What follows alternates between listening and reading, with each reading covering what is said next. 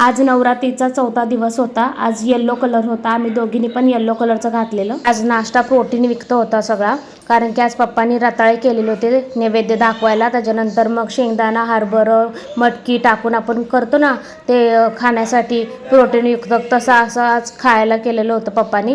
त्याच्याबरोबर कालवण पण केलेलं होतं मटकीचं। नंतर आज आम्ही आता रताळ्याचाच नाश्ता करणार होतो सगळेजण। तर आता परीला पण मी रताळ्याचं आणणार होती, तर परी बघा कशी पळते रताळं नाही खायचे म्हणून।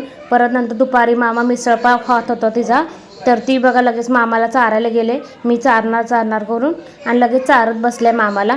त्याच्यानंतर मग पप्पांनी बघा घट बसवलेत, कसे उगवून आले छानपैकी। आज 4था दिवस आहे, 4थी माळ आहे। तर बघा किती छान मंदिर बिंदिर मस्त आहे ना आमचं। कमेंट करून नक्की सांगा कसं आहे आमचं मंदिर। आज परीला जरा बरं नव्हतं, तर तिच्या पप्पांनी भाजीपाला आणलेला होता, तर सगळा तेच एकटे निवडत बसलेले होते बघा। त्यांनीच निवडलं आणि परीचं बघा चिडचिड चालू आहे, मला घे नको पप्पाचा व्हिडिओ काढू। मग पप्पांचं चाललेलं होतं आपलं त्यांचं भाजी निवडायचं आणि सगळा पसारा आवरायचा। मग परत नंतर संध्याकाळी मग परीच्या पप्पाने ना मला चायनीज आणलेलं होतं, काहीतरी खायची बाहेरची इच्छा होती, तर परीच्या पप्पाने चायनीज आणलेलं होतं।